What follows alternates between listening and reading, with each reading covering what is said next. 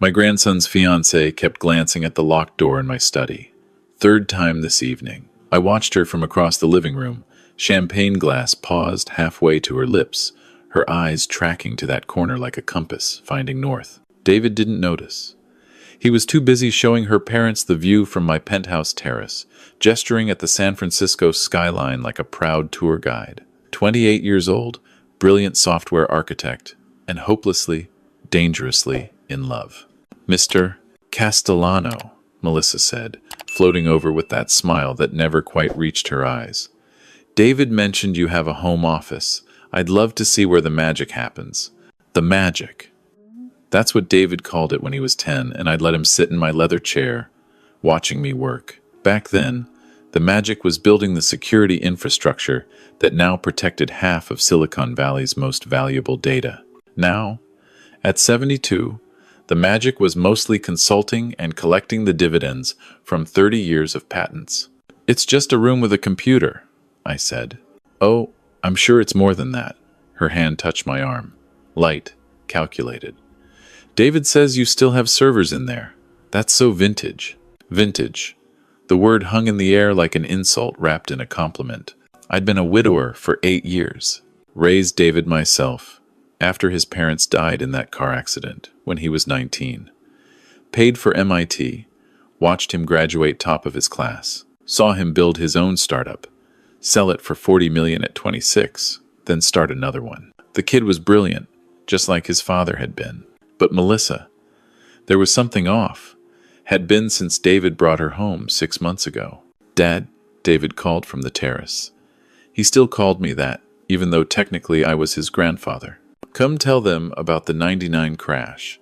They don't believe I'm not exaggerating. I excused myself from Melissa and joined them. But I felt her eyes on that door for the rest of the evening. The second red flag came 2 weeks later. David had left his laptop open on my kitchen counter. He'd been staying with me more often lately, claiming my place was closer to the office, though I suspected he was avoiding something at the home he shared with Melissa in Pacific Heights. I wasn't snooping. The screen lit up when I walked past, and there was an email open. From Melissa Chen to David Castellano. Subject: Life insurance policy. Babe, did you remember to add me as beneficiary like we discussed? I know it's morbid, but my mom brought it up, and it got me thinking about how we need to protect each other. Also, your grandfather's estate planning. Have you talked to him about the family trust structure? We should probably get ahead of this before the wedding. My jaw tightened. The wedding was 8 months away, and she was already talking about beneficiaries and trust structures. I closed the laptop carefully.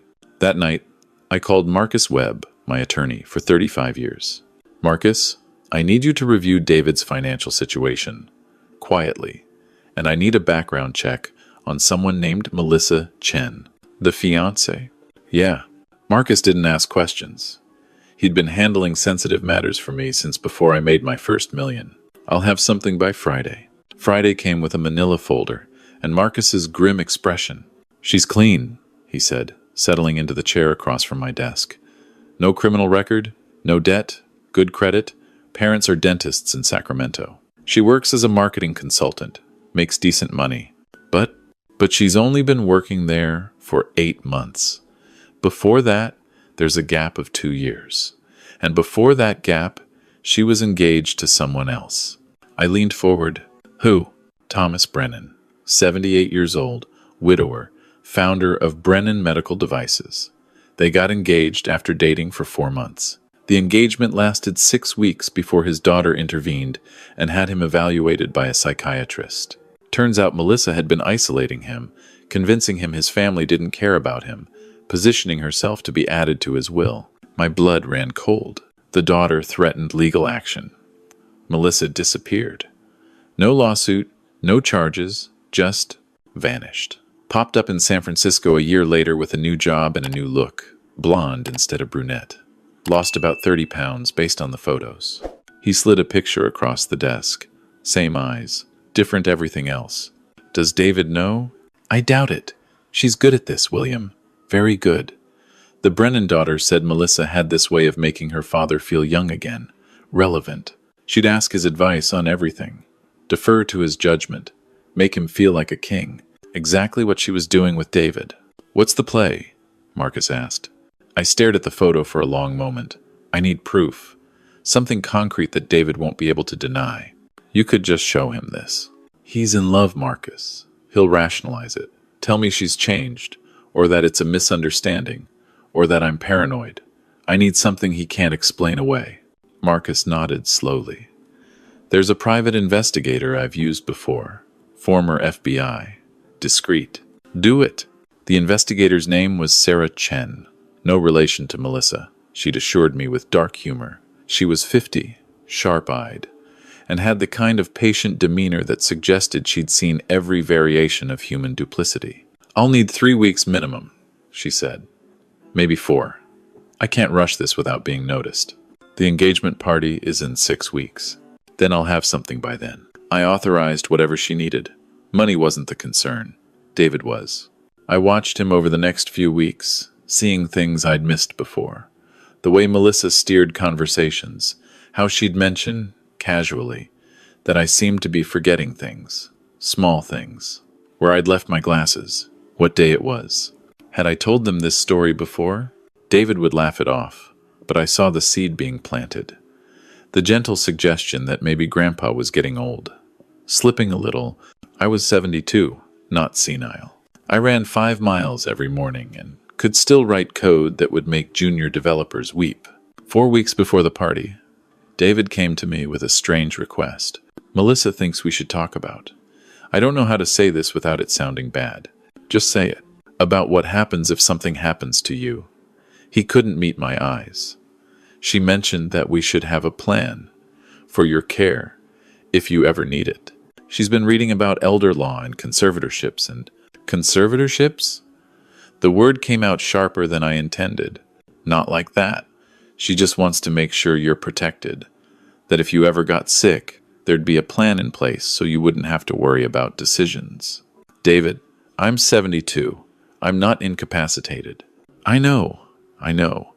She's just thinking ahead. You know how she is. Always planning. Always organized. Always planning to control my assets. More like, "Let me think about it," I said. That night, Sarah called. "I've got something. You're going to want to see this in person." We met at a coffee shop in Berkeley. She slid a tablet across the table. "She's been busy," Sarah said. "There's a guy, investment advisor named Marcus Chen." "Another Chen?" "Cousin." I verified it. They've been meeting twice a week at a hotel in Oakland. I've got photos, but it's not an affair.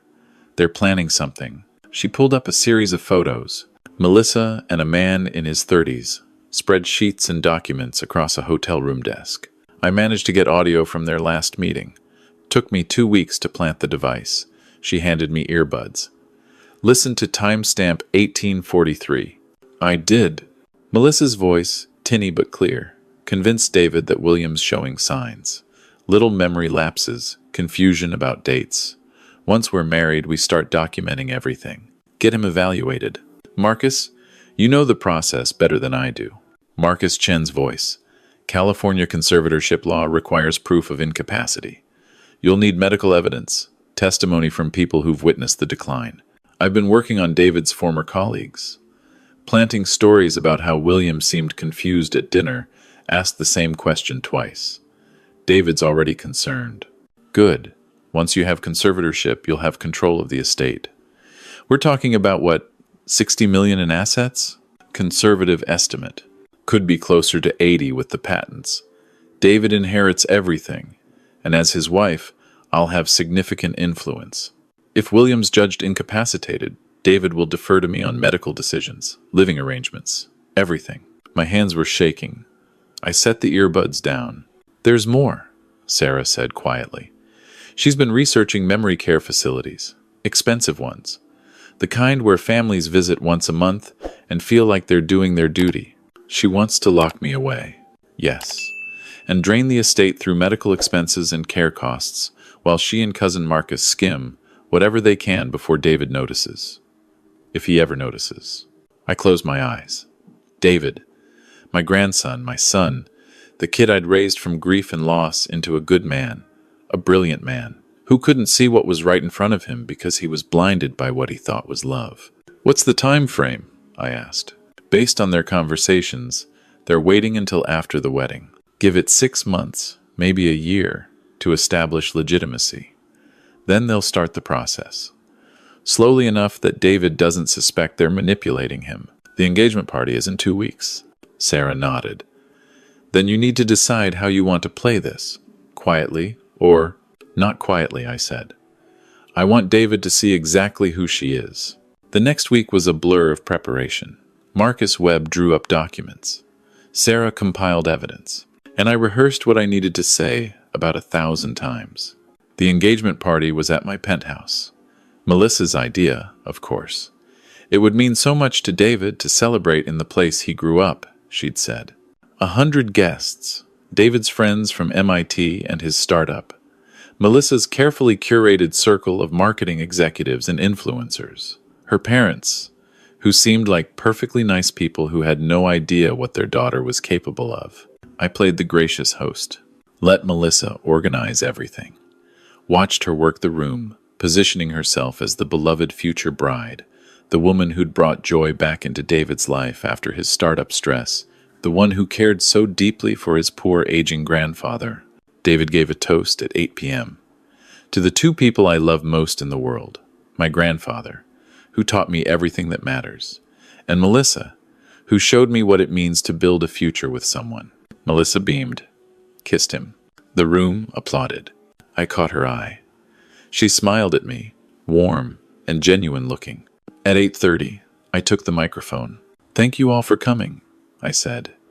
"David, I need to speak with you privately for a moment. It's important." His smile faltered. "Dad? Now?"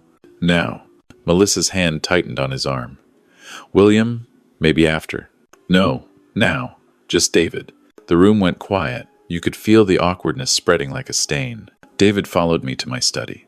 I closed the door. "What's going on?" he asked. I handed him the tablet. "Watch this. All of it. Don't skip anything." "Dad, please." He sat down, pressed play. I watched his face as he listened to Melissa and Marcus planning, watched the confusion, the disbelief, then the slowly dawning horror as he heard her voice, crystal clear, discussing conservatorships and memory care facilities and how to document my decline. When it finished, he just sat there. "The woman she's talking about," I said quietly. "Thomas Brennan's daughter. I contacted her. She's here tonight, waiting in the guest room. If you want to hear her story, this can't be real." "David, look at me." He did. His eyes were wet. "I had her investigated because something felt wrong.